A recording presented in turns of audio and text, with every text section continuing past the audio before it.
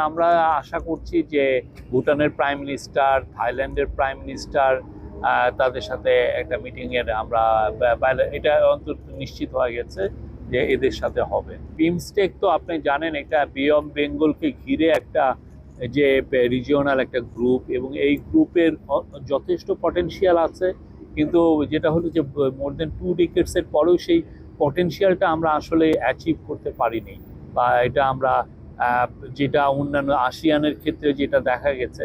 তো প্রফেসর ইউনূস এটা লিডারশিপটা অ্যাজিউম করার পরেই উনি আরও এইটার উপরে আরও জোরদার দিবেন।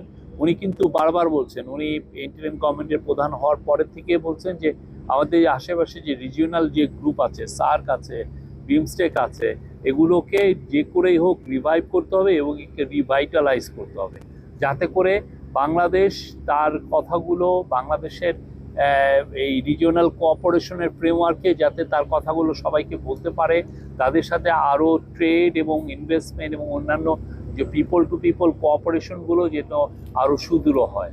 তো এই জায়গায় প্রফেসর ইউনূস খুবই সুস্পষ্ট ওনার একটা পলিসি আছে এখানে, বিগিনিং অফ কনভারসেশন ইউএস এর তরফ থেকে। তো আর আমরা এটা যাচাই বাছাই করছি এবং সে অনুযায়ী এমন আমরা মুভগুলো নিচ্ছি যেটার কারণে আমাদের সাথে ইউএস এর আমরা মনে করি যে সামনে সুসম্পর্ক আরও দৃঢ় হবে, এবং এমন একটা আমরা এই বিষয়টা নিয়ে আমাদের কথাবার্তা, বা আমরা তাদের সাথে এমন একটা সলিউশনে যাব যেটা দুই পক্ষের জন্যই উইন উইন হয়, ইউএস এর জন্য উইন উইন হয়, আমাদের জন্য উইন উইন হয়। We are studying it since it is negotiable. We will negotiate and I am sure we can draft out the best deal.